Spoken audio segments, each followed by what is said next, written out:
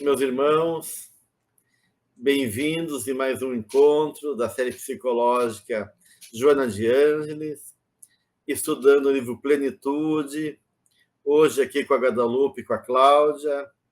Bem-vindas também, Cláudia e Guadalupe, para trabalhar o capítulo 8, Caminhos para a Saúde.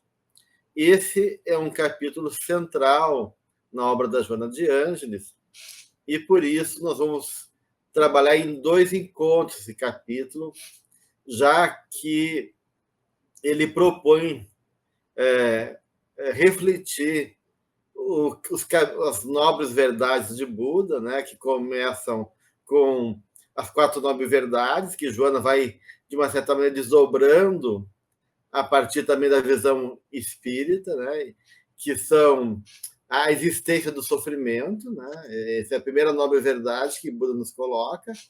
Depois, que o sofrimento tem uma causa, que basicamente é o apego. A terceira nobre verdade é que o sofrimento um dia acaba. Então, né, ele existe, ele tem uma causa, mas ele pode ser eliminado. E a quarta nobre verdade é os caminhos, então, para superar o sofrimento. E é justamente nesse 8º capítulo aqui, o Caminhos para a Saúde, que a benfeitora vai se ocupar desses 8 caminhos propostos pelo budismo, da qual ela vai fazer uma análise psicológica, espiritual e espírita da proposta do budismo. E ela realmente começa a trazer aqui, eu gostaria de ver isso com a Cláudia Guadalupe, como é que ela sente uma provocação inicial, dizendo que, claro, que o sofrimento é uma via de redenção espiritual, né? Já que nós estamos numa fase ainda de imperfeição, na busca da conquista moral, e, de uma certa maneira, ela vai trazer um elemento que ela vai dizer que é uma opção também pessoal, né? Então, o sofrimento não é uma ação punitiva, mas sim um processo de educação da qual nós, de maneira consciente ou inconscientemente, assumimos como caminho para nós. Por isso, é uma opção pessoal para que a gente possa realmente romper, né, com padrões que geram para nós conflitos, que geram desvio de rota, buscando, assim, então, uma compreensão da lei divina e um respeito a essas leis, né? Então, começando o nosso debate, né, até entrar nesses 8 caminhos, vou começar a pensar de novo essa questão do sofrimento, naquilo que Joana propõe, para a gente começar a, então, elaborar esses 8 caminhos para superar, que são os caminhos para a saúde. Olá, pessoal. É um prazer estarmos juntos mais uma vez, reunidos, né? Nessa reflexão importante que a Joana nos traz. Ela vai colocando esses 2 tópicos, né? Que é uma via de redenção e é uma opção, né? E no capítulo anterior ela traz algumas coisas, né? Que agora ela começa a retomar novamente nesse desvio de rota, na importância da gente reconfigurar a rota, colocar o carro no eixo, né? Diante de tanto desrespeito às leis da vida que a gente veio praticando, né? Então, colocando uma energia onde, nas coisas fúteis, naquele tesouro que a traça vai comer, vai roer, né? E aí ela nos traz essas 2 reflexões que você falou. E a Joana é tão assim, ela ao mesmo tempo pontua e ela é cuidadosa, porque ela diz: fomos nós que escolhemos esse caminho, mas podemos escolher um outro caminho, que é o caminho de não sofrer, né? E é exatamente o que ela fala, né? E não sofrer, eu fico pensando assim, responsabilizarmos-nos por aquela nossa história, aquela história que nós percorremos até aqui, pelos nossos atos que a gente agora vem colhendo, né, as sementes plantadas, e não é hora mais de chorar como uma criança infantil, né, num lugar de infância psicológica, ela nos convoca para uma maturidade psicológica, para que a gente possa se envolver, se comprometer, se responsabilizar, e aí sim, né, refazer essa rota com um olhar voltado para o Espírito Eterno, e voltado sim para que a gente possa plantar agora um porvir muito melhor, né? E o sofrimento, ela diz que é opcional, porque depende do nosso olhar, né? Se a gente ficar nesse olhar de vítima, como ela vem tratando em tantos, né, textos, a gente não sai desse lugar da infância psicológica. Então, a gente precisa sair desse olhar de vítima, de comprometer e responsabilizar o outro, né, e voltarmos para nós. Aí sim ela diz que o sofrimento diminui, porque a gente arregaça as mangas, né, e mãos à obra na construção da nossa vida. E aí ela nos dá logo depois esse ensinamento dos holocaustos espontâneos, né, daqueles que vieram e escolheram pelo amor. Né? No capítulo anterior, no capítulo 7, ela termina o capítulo assim, falando do amor, né? Da importância do amor na construção desse caminho, e do auto-amor, ela sempre fala disso. Eu vejo a tônica que ela traz na questão do caráter educacional e não punitivo, e o quanto isso ela repete por ser importante para nós, para que a gente entenda que, na verdade, o sofrimento e a dinâmica do sofrimento, quando a gente entende profundamente, ela vem para o progresso, vem o sofrimento em favor da vida e do progresso espiritual e dessa autoconsciência, dessa tomada de consciência e dessa oportunidade, como vocês estão trazendo também, de realmente sair da consciência de sono, sair da infância espiritual e pagando preço por estar na vida, mas um preço muito doce, muito justo e muito adequado, porque o que a gente entende como sofrimento, na verdade, são vias para que a gente consiga se desenvolver e tornar os nossos atributos de fato qualidades, de fato virtudes na obra divina. E é interessante pensar, né, que mesmo que depois esse sofrimento não seja mais necessário, porque ela vai dizer que também já se iluminando e vai conquistando, né, esses valores espirituais, depurando a nossa alma, o sofrimento vai cedendo e não sendo mais necessário. Mas mesmo assim, né, ela diz que não quer dizer que a gente vai se livrar assim, do sofrimento ou evitar o sofrimento, porque ela fala que há duas exceções, né? Quando a Cláudia fala desse holocausto, né? Que é o sofrimento amor, aquelas almas que ou aceitam o preço de estar no mundo ainda sombrio, trevoso, e acabam sofrendo para dar conta da ignorância ainda daquela humanidade, daquela realidade, né? Ou daqueles que assumem, né, o sofrimento, elegem, né, para poder realmente ser testemunhas, ensinar a coragem, como ela falou, a abnegação, e com o sacrifício deles construíram realmente, né, uma estrada favorável para a nossa conscientização. Então, me parece que depois que o sofrimento não serve mais para depurar, me parece que não precisa mais temer o sofrimento, acima de que não é negar ou fugir do sofrimento, a gente até pode conviver com ele, porque daí ele acaba dando uma outra dimensão para nós, né? E aqueles espíritos iluminados, me parece que tem uma outra relação com o sofrer, não mais essa dimensão penosa, da qual se impõe como uma forma realmente de despertar nossa consciência, da qual a gente quer evitar né? A gente quer evitar o sofrimento e a gente busca, de uma certa maneira, olhar para nós mesmos e corrigir nossos equívocos. Mas o sofrimento pode continuar fazendo parte da nossa vida, tendo uma outra conotação, né?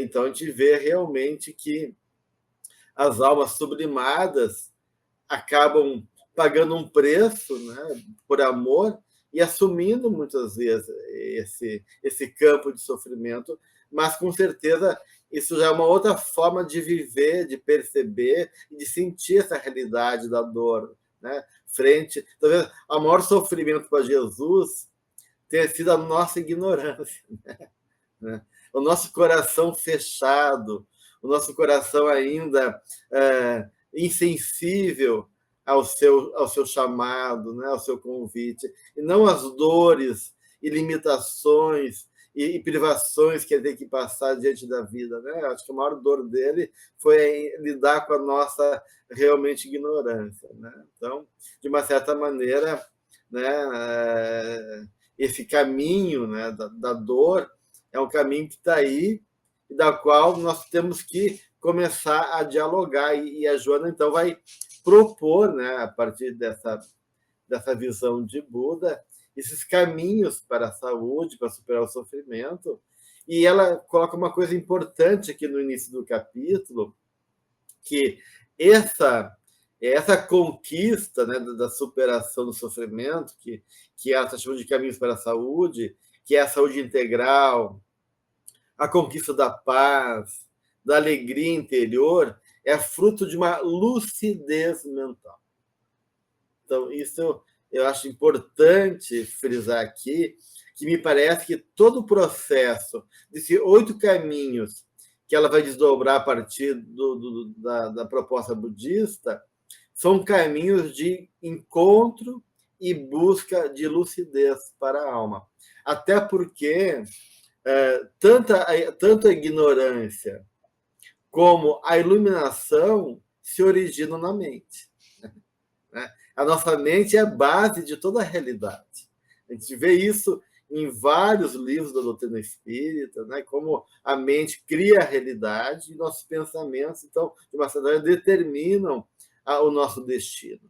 Então, de uma certa maneira, esses caminhos todos é justamente a busca de uma libertação da ignorância em prol de uma mente lúcida, né? De uma lucidez mental que envolve uma série de etapas e de trabalhos que a gente vai realizando para chegar nesse lugar, né? Então, eu queria ver com vocês como é que vocês pensam essa questão que ela coloca aqui, né? Dessa necessidade, né, de chegar a essa paz, essa alegria, através da lucidez mental.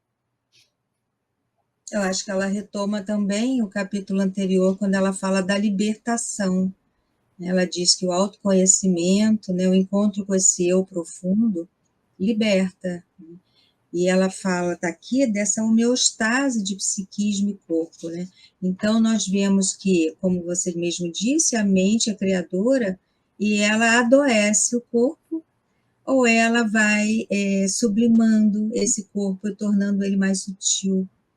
Então, tudo vai depender da forma como o ser humano vai direcionar o seu pensamento, né?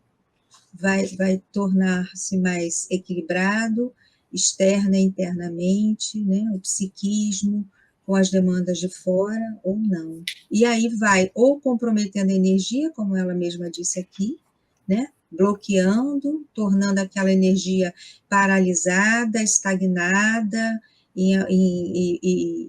em alguma situação que provoca o adoecimento do corpo, ou vai fazendo aquela energia correr fluidamente, né?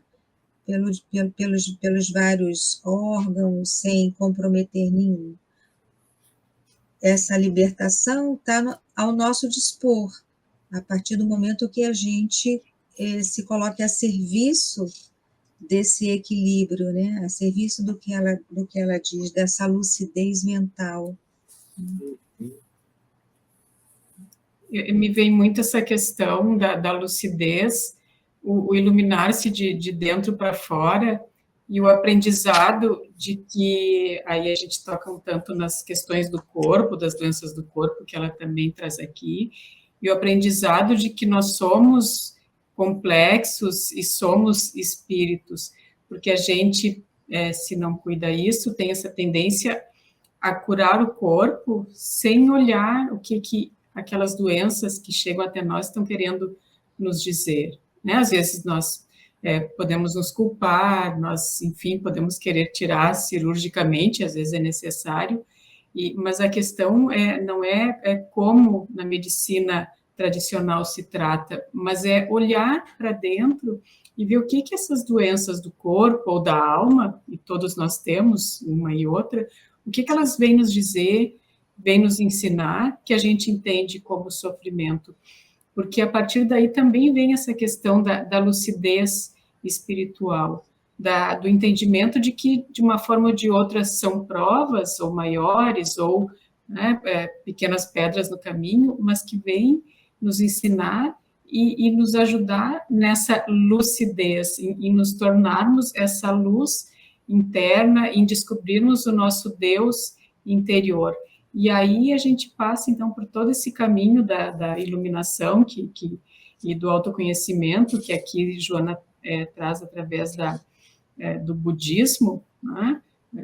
Conectando com o espiritismo. Então, essa lucidez, para mim, eu entendo muito como essa questão da tomada de consciência, né? E dessa necessidade da tomada de consciência, não consciência de ego só, mas consciência como todo que nós somos, né? Corpo, espírito, matéria. Essa tomada de consciência, para mim, tem a ver com isso que a Cláudia dizia, né? Dessa fluidez, né? dessa harmonia fluida, que vai movimentando a energia de maneira em sintonia, né, com a própria lei divina, porque ela vai justamente dizendo que essa lucidez vai favorecer que a gente possa eleger, né, de maneira adequada, se posicionando e agindo de maneira correta, conforme, né, o próprio movimento natural da vida, né, enquanto em sintonia com essas verdades que regem a nossa existência. E é interessante que, quando vocês comentavam isso, eu me lembrei justamente de uma ideia budista que fala que existe 3 tipos de homens, né? 3 de homens no mundo. Os primeiros é como são letras inscritas em pedras, diz, né? E que eles retêm daí, são letras entalhadas na rocha, né? E que facilmente retêm o ódio, né? E ficam com o pensamento irado por muito tempo. Depois tem o segundo tipo de homens, que são como letras escritas na areia, que sente ódio, mas desaparece o ódio, né? Esses pensamentos rapidamente desaparecem. Né? E os terceiros são como letras escritas na água corrente, que eles não retêm pensamento nenhum, né? Nenhum pensamento passageiro, deixam o abuso e os ruídos inoportunos da vida passar sem se prender a eles. Então, de uma certa maneira, essa lucidez é tu não ficar preso à impermanência do mundo, nas ilusões da matéria, nas ilusões do ego, né? Que cria necessidade e que está ligado a essa natureza da causa do sofrimento, que é o apego. Né? Então, de uma certa maneira, a necessidade de desapegar. E aí tem uma questão bem importante que Joana vai trazer, que então, o que fundamenta todo esse processo, que depois ela vai desdobrar nesses 8 caminhos propostos com Buda, é o que Kardec, né, através da proposta do Evangelho, vai nos colocar da importância, né, da síntese que reúne todos esse caminho, que é a caridade. Né? Ou seja, a caridade como sendo a via real para a salvação e a aquisição da saúde integral, ou seja, da superação, então, desse sofrimento. Né? A gente tem aí, realmente, aí, né, de uma certa maneira, lá no Evangelho segundo o Espiritismo, e desdobrado isso em vários momentos, né, que com o amparo e a orientação dos mensageiros, justamente essa importância da caridade em nossas vidas, né? Então, eu gostaria de poder pensar, né, e qual é essa proposta de Joana de Ângeles. A gente sabe que a caridade é fundamental, né, e lá está no Evangelho, né, que sem caridade não há salvação. E ela coloca isso aqui. Mas o que isso quer dizer do ponto de vista de uma proposta de busca da saúde integral? Por que a caridade é esse caminho, né? O que a Joana coloca aqui no capítulo que faz a gente compreender o sentido desse caminho que a gente traz tão básico e fundamental para todos nós espíritas, que é a caridade?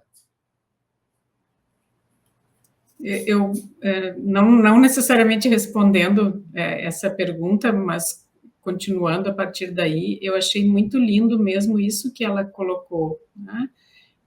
Que a caridade é o amor na sua expressão mais elevada. Para ser real, exige a eliminação de quem a pratica. Então, a partir desse aprimoramento, autoaprimoramento, e no momento em que a gente se conhece e vai ultrapassando essas barreiras espirituais, também vai conseguindo servir melhor, servir de coração mais aberto e assim cada vez aprendendo melhor a amar e, consequentemente, melhor a viver dentro da lei da caridade. Mas é um caminho longo e também me vem aqui comentar com vocês que quando eu estava lendo isso aqui, me lembrando o quanto nós, por vezes, corremos o risco de não respeitar o tempo da obra, o tempo da criação, e acabamos atropelando processos internos, sejam pessoais, sejam a nível mais coletivo, que levam um tempo para amadurecer. E é um tempo que não é um tempo infértil, é um tempo onde tudo também está acontecendo, e ali a lei do amor e da caridade também está se dando, está se apresentando, está nos ensinando e desabrochando em nós. Porque a gente tem semente, essa é a verdade, né? E o problema que pode ocorrer é nós acharmos que não temos essa capacidade e aí ficarmos parados, sofrendo, vitimizados. Ou acharmos que já estamos lá e ultrapassarmos tudo isso, né, do jardim de infância lá para a pós-graduação. Então, de novo, eu volto àquilo que a Cláudia falou, né, da fluidez, da necessidade de conseguir transitar entre todas essas nuances que nós temos e que o mundo nos proporciona também. Essa celeridade do mundo, né? Quando você estava falando, Guadalupe, da caridade, do tempo, né? Eu pensei no respeito também, né? Com o tempo do outro, com o nosso tempo, e essa celeridade do mundo, ela nos provoca de uma tal maneira que a gente deixa de prestar atenção para esse cuidado, né? Desse cuidado com o outro, cuidado com a palavra, né? A caridade também se expressa assim, através de como se fala, né? Eu acho que Joana também toca um pouco nisso, né? Da forma como se fala, do jeito de se falar, a verdade que se leva, mas se leva com cuidado, ou não se leva, né? O silêncio que precisa ser praticado mais vezes, e a gente não pratica o silêncio, né? Porque é ação e reação, então essa reação é responder, é falar, e muitas vezes a pessoa se perde nesse sentido do silêncio educativo também e compassivo, né? Porque a caridade também fala dessa compaixão com o outro, né? Desse amor-doação, e Gelson lembrou, né, a gente falou do Holocausto, ele lembrou desses espíritos que vieram, e nesse amor-doação, né? Então, esse amor-doação oferecendo tudo em troca de nada, né? Oferecendo tudo em troca de nada. E quando eu li aqui Kardec, né, que fala apresenta a caridade como a via real, eu fui me lembrar dos 3 tópicos, né, das 3 linhas do Espiritismo, né, da doutrina espírita, que é ciência, filosofia e religião. E lá na Revista Espírita de 1868, ele fala o que é a religião. Ele diz assim: religião, no sentido filosófico de comunhão de pensamentos e sentimentos, que liga os homens. Então, não é uma religião de um credo, mas é uma comunhão de pensamentos e sentimentos. E aí ele vai falar qual é o laço que une, que é a caridade. Então, ele traz a caridade como a união de pensamentos e sentimentos entre os homens, nessa doação fraternal. Eu acho que isso, diga. É interessante, Cláudio, porque realmente você vai colocar aqui que a caridade ela possui um extraordinário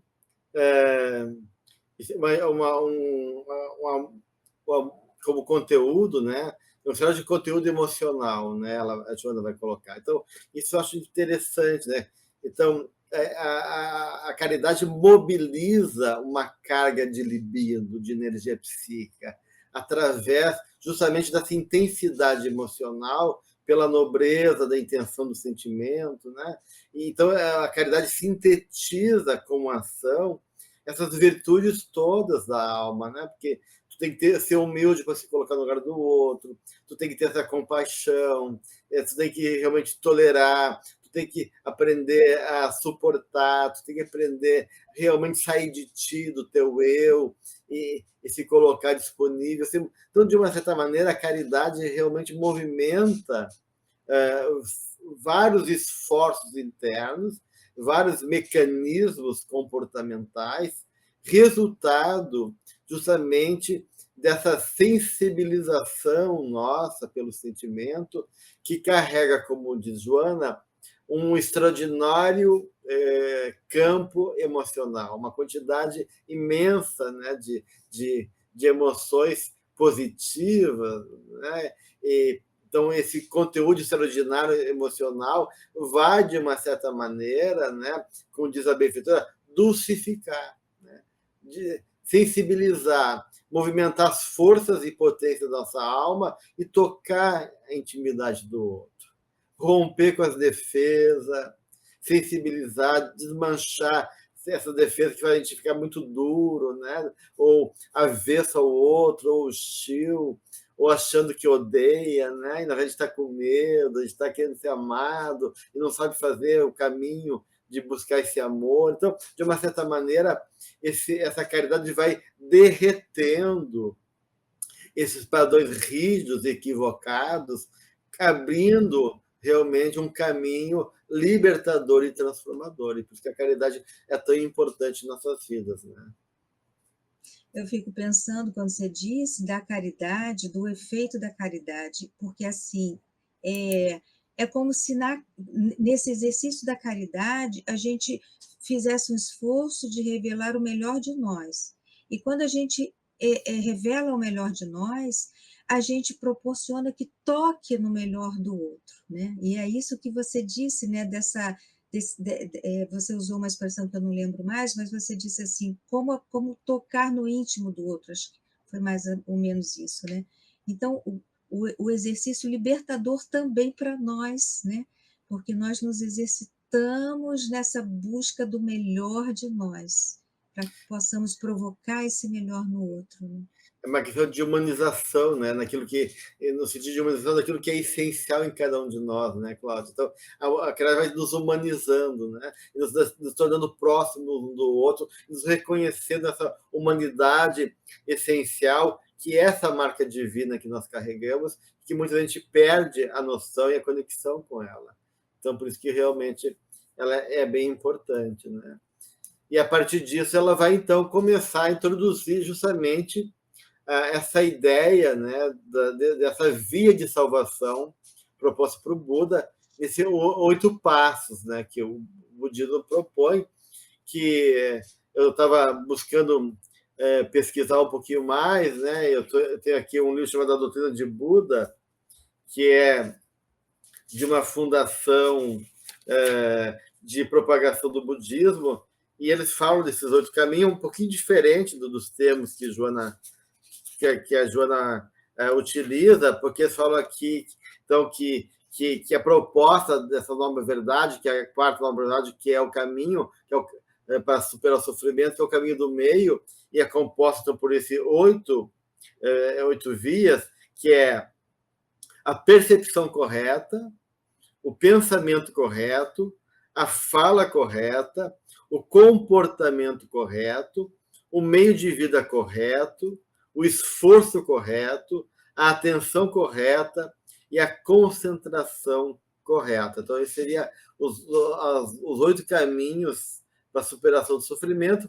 Então, Joana vai começar a pensar um pouquinho essas vias, né, de salvação, e ela começa com o crer retamente, né, que seria o que equivaleria aqui à percepção correta. Então, ela começa a refletir nesses caminhos e que, de uma certa maneira, esses são caminhos indispensáveis justamente a chegar para essa condição iluminativa do amor, né?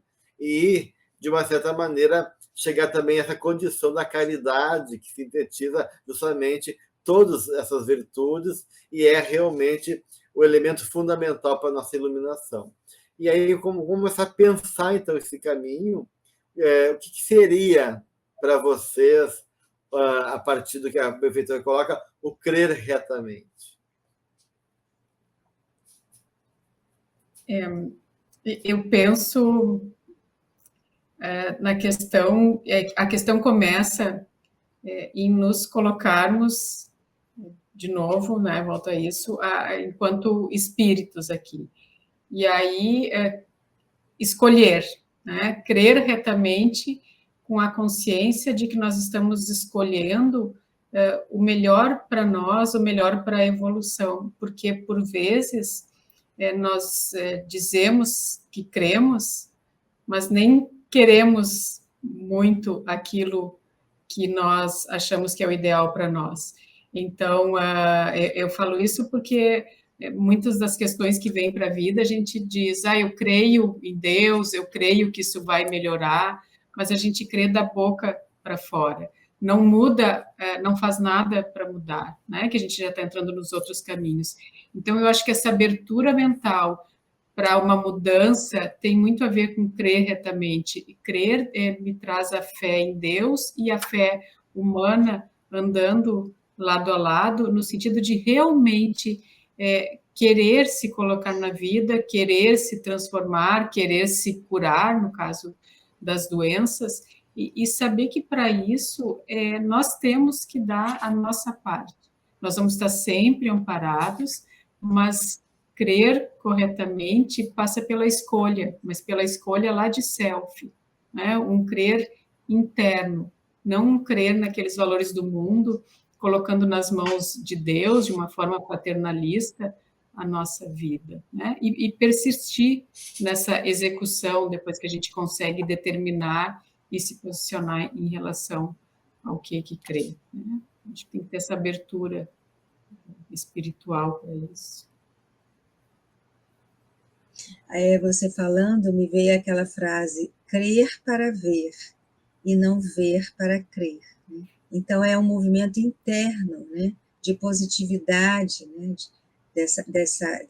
desse estado positivo, desse olhar positivo para, enfim, acontecer a coisa, né?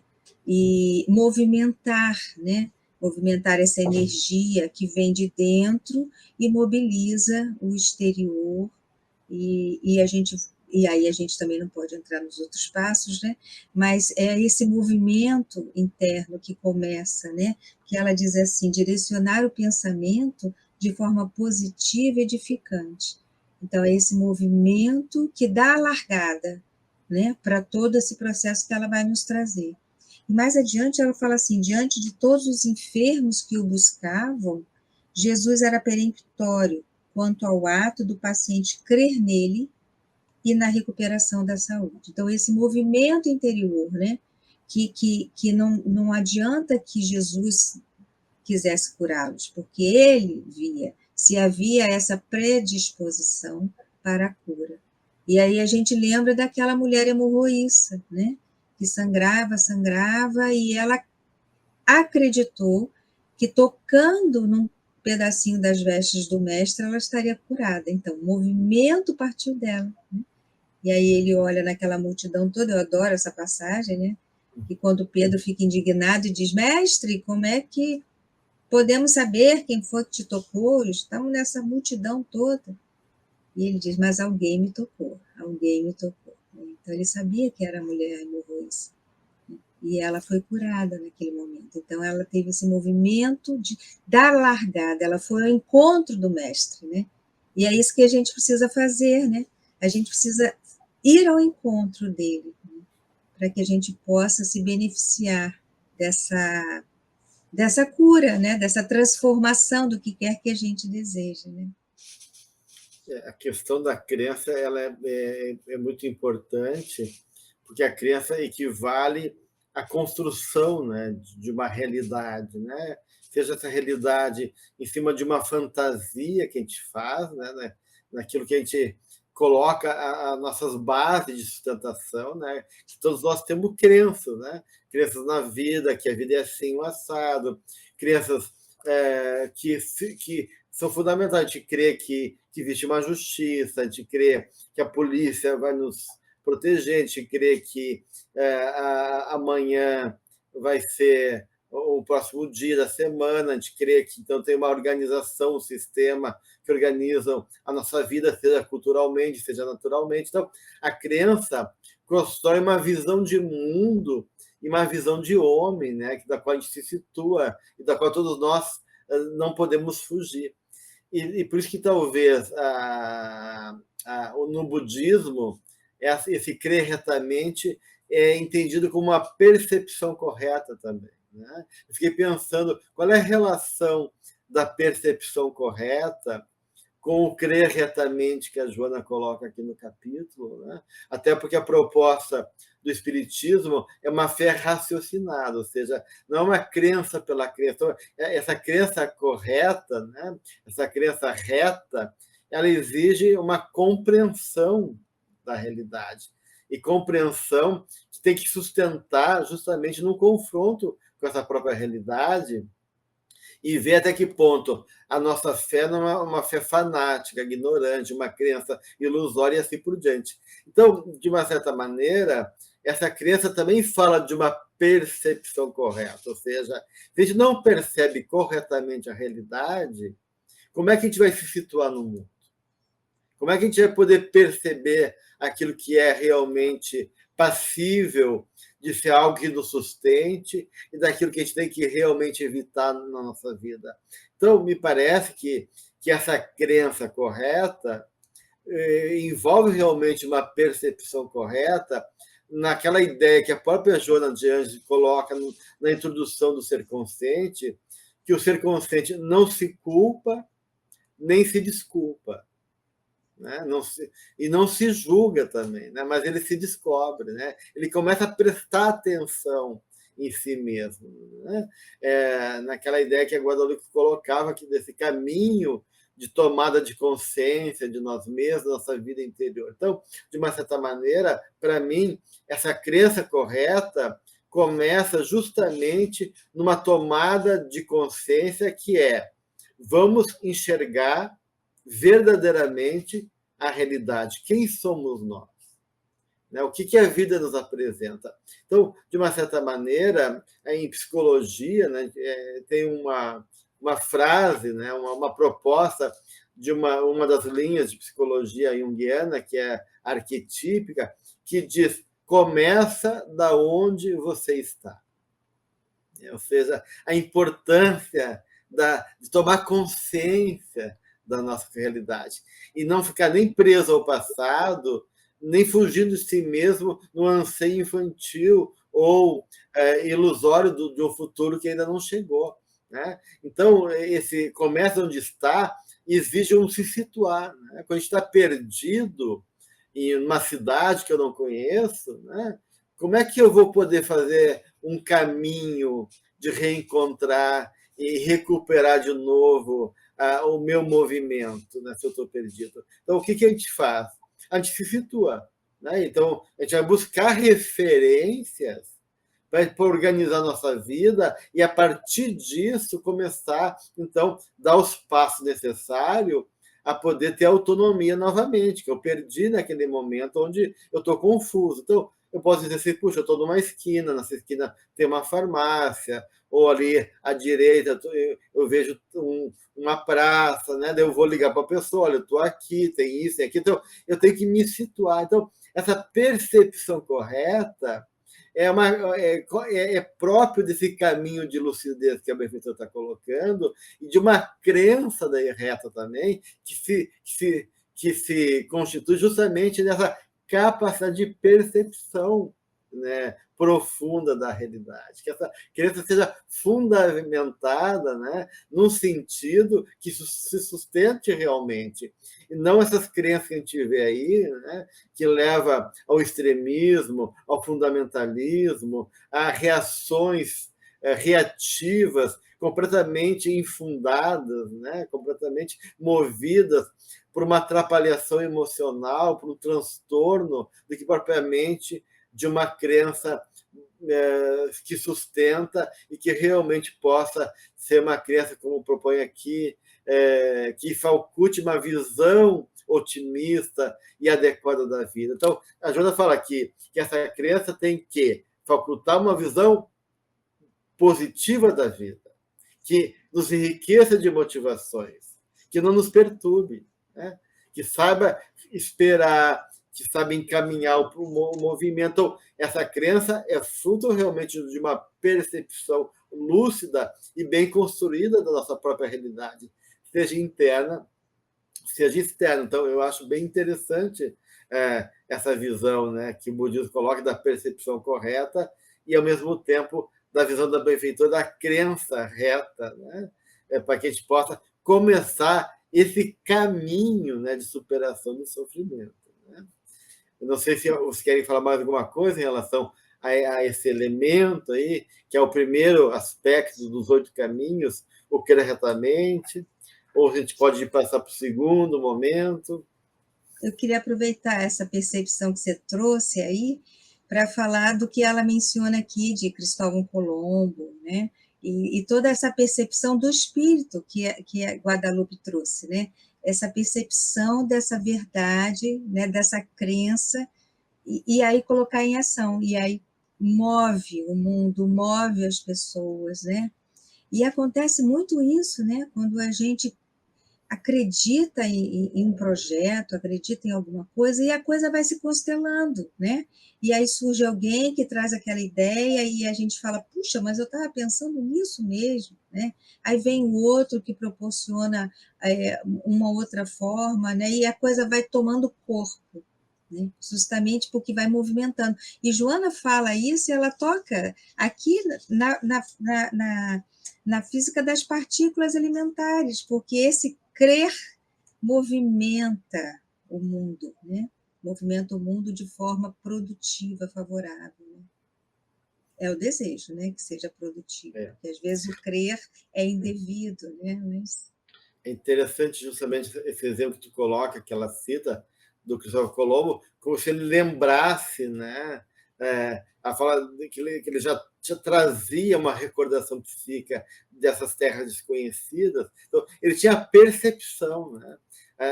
Então essa crença é uma percepção interna, né? Uma confiança de uma realidade que ele percebia e que, mesmo que ele não conseguia sustentar isso de uma maneira coerente para aquela época, isso movia ele, né? De uma certa maneira, mesmo ironizado e estimulado, ele seguiu em frente nessa compreensão, a gente pode dizer até assim, né? Que envolve essa crença, essa percepção, e assim sustentar e insistir nesse objetivo até chegar na realidade que é justamente a descoberta da América. Né? Então, isso é bem interessante, né, Cláudia? E aí realmente se coloca esse segundo movimento aí que tu trouxe, que esse crer retamente conduz ao querer retamente, né? Ao desejo enquanto um querer, né, que a própria Guadalupe citou também antes, a questão do querer, Então, o segundo caminho dos 8 caminhos para superar o sofrimento é o querer retamente. E realmente, né, quanto o nosso desejo ele é uma força viva e maravilhosa, mas ele é uma fonte de desgraças também, né? de equívocos, de sofrimento, de ilusões e de uma série de dificuldades que a gente vai se enrolando a partir desse querer, né? Equivocado que move nossas vidas. Então, como é que a gente pode começar a pensar esse querer adequado, esse querer correto, esse querer retamente que a benfeitora traz aqui como segunda via dos 8 caminhos? Pode falar. Complementando, né, essa questão do querer, tem muito a ver com a nossa capacidade de manter a conexão, nos mantermos no nosso eixo, a conexão com o Criador, para, de fato, como a gente está falando aqui, entender o que nós, aonde nós devemos colocar, né, os nossos valores.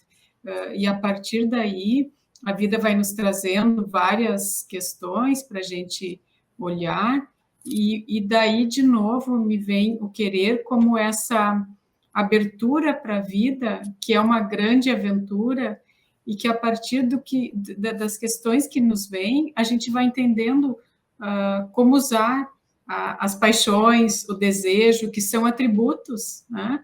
E que podem ser, enfim, aqui eu estou usando como atributos, né, Gelson, me corrige aí mas assim, que bem direcionados, eles fazem grandes obras, eles nos impulsionam, eles nos movem enquanto energia espiritual, mas que, se entendidos de forma equivocada, eles também podem causar um grande estrago, um grande comprometimento desnecessário, né?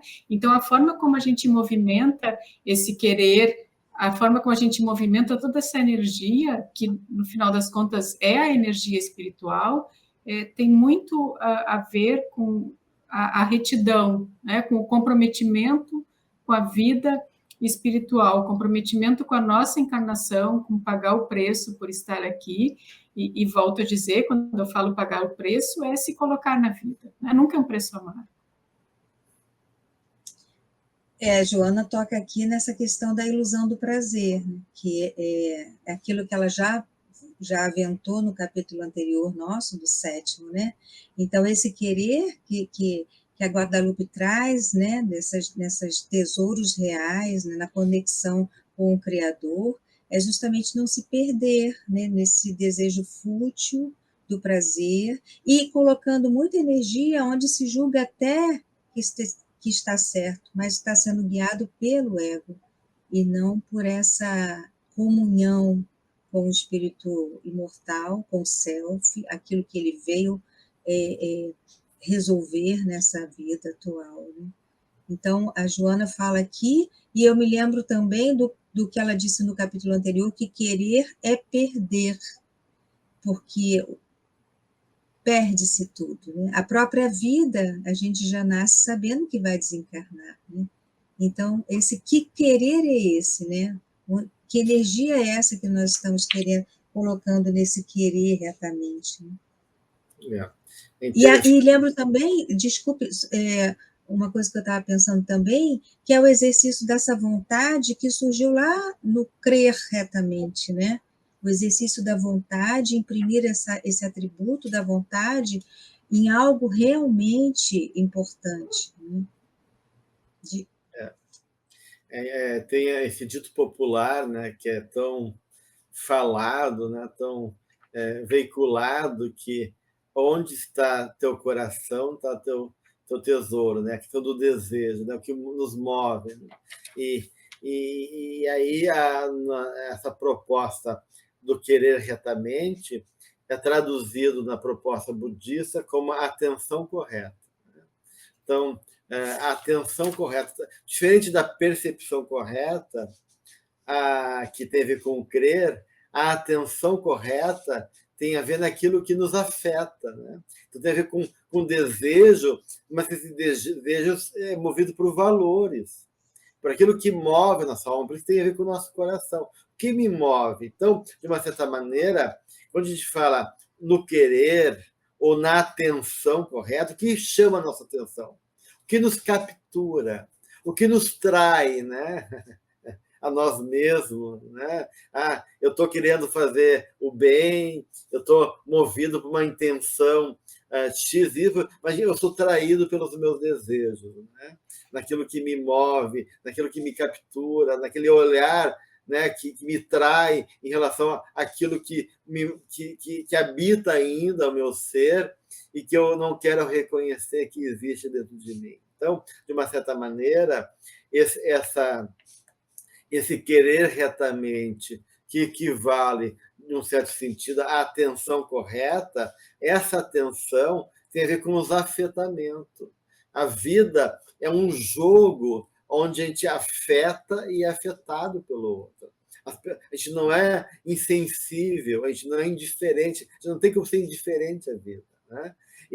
E essa mobilização que, de uma certa maneira, faz com que o meu jeito de ser, a minha vida, afeta o outro, né? O outro vai gostar, vai ficar incomodado, vai ficar envolvido, vai ficar capturado de uma certa maneira, eu também vou me sentir afetado pela vida. E esse ser afetado pela vida, então, naquilo que me atenta, né? Tanto de atentar, né? De me provocar, como de estar atento, né? De que tem a ver, então, com esse querer, né?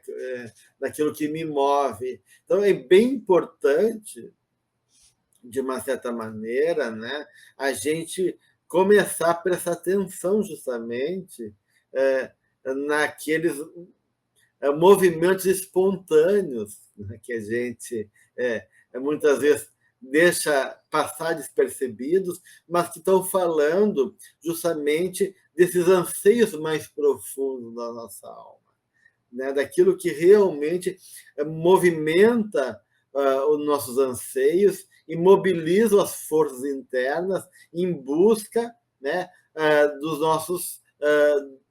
nossas metas, porque o desejo impulsiona, né? E a Joana fala, então, que quando a gente está movido por um querer, a gente supera desafios e dificuldades, né?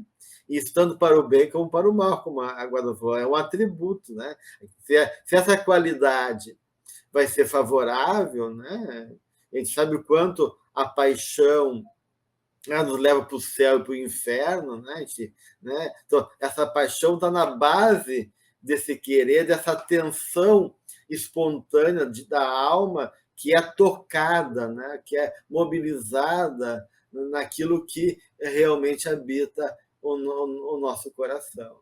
E aí a importância, então, desse trabalho de um querer com retidão, né? E esse querer com retidão, diz a Joana, exige que a gente possa rechaçar qualquer proposta que não seja adequada ao meu crescimento, né? Porque nós somos ainda seres que contraditórios, né? E tem uma multiplicidade de impulsos dentro da gente, né? Então, de certa maneira, eu vou ter que trabalhar esse querer para que a qualidade da minha ação seja adequada justamente a uma meta salutar que me leva a uma superação, ao meu crescimento e as conquistas realmente dos valores imperecíveis da vida, né? E além de contraditórios, somos também inteligentes, né? Inteligentes o suficiente para usar de armadilhas para nós mesmos, de subterfúgios, e para fazer todo um jogo, uma lógica irreal, nos justificando através de um querer que não está ligado aos valores de alma. Então, esse também é um cuidado que no grau evolutivo que nós estamos, eu entendo que a gente tem que ter, porque é muito fácil para a maioria, né, de nós, enfim, para o grupo encarnado aqui na Terra, usar de muitos e muitos jogos de palavras e de raciocínios para justificar atitudes completamente equivocadas. Que lá internamente a gente até sabe, mas às vezes a gente, nem que se faça por mal, né? Eu digo lá internamente, no self, naquele ser que nós somos, que está pedindo ali para ser ouvido, mas que a gente às vezes reluta e acaba usando dessas ilusões e perdendo tempo, né? Aprendendo, como diz a Joana, não é necessariamente um tempo perdido, porque a gente, daí o erro acaba que nos ensina como não fazer, né? Mas tendo que retificar caminhos, tendo que rever posicionamentos em um momento em que a gente já não precisa isso, né? Nós temos capacidade para nos movimentarmos de outra forma e realmente crer e querer corretamente. Essa questão da atenção, Jesus utilizou plenamente, ele como homem integral, né? Joana diz aqui que Jesus sempre quis retamente, sempre assim agiu. E me veio a lembrança aquela situação que ele era colocado em questão, né? Ou seja, quando a mulher estava sendo apedrejada e eles convocavam ele para tomar partido, né? E ele sabiamente, com atenção plena, de homem integral, afastava-se daquele problema, né? E não correspondia, como o Guadalupe trouxe agora, né? Não se envolvia com as questões do mundo, né? Porque ele estava integrado com as questões do Pai. Nesse sentido, é importante, né? E isso Joana vai também nos deixar muito claro aí, quando ela trabalha a questão do crer retamente, da importância de superar essas ilusões do ego que busca o prazer imediatista, né? Essa alucinação que nos envolve e que a gente elege o que é dispensável e nega, né? Esquece do que é essencial. E justamente a ideia do apego como a base do sofrimento, né? E tem a ver com esse desejo, esse querer, toda vez que eu me identifico com o que é transitório, né? Eu gero sofrimento. Então, todo o desejo, né? O querer, que é movido por essa dimensão da transitoriedade, das ilusões do ego, fatalmente vai gerar algum tipo de ilusão e de sofrimento, consequentemente. Então, a importância de que o nosso querer seja sustentado justamente pelos valores e pelos elementos que são essenciais na nossa vida, que tem a ver justamente com a nossa dimensão mais espiritual. Isso não quer dizer não ter prazer, alegria de viver e saborear a vida, mas a gente não pode se identificar com isso e nos aprisionar nisso como meta da nossa existência e nesse apego imediatista de ficar ansiado, né, em conquistar essa realidade, deixando de lado realmente aquilo que sustenta a nossa alma, que são justamente os elementos essenciais da nossa vida. Então, isso que é importante a gente ter esse cuidado, né, em relação ao nosso querer retamente.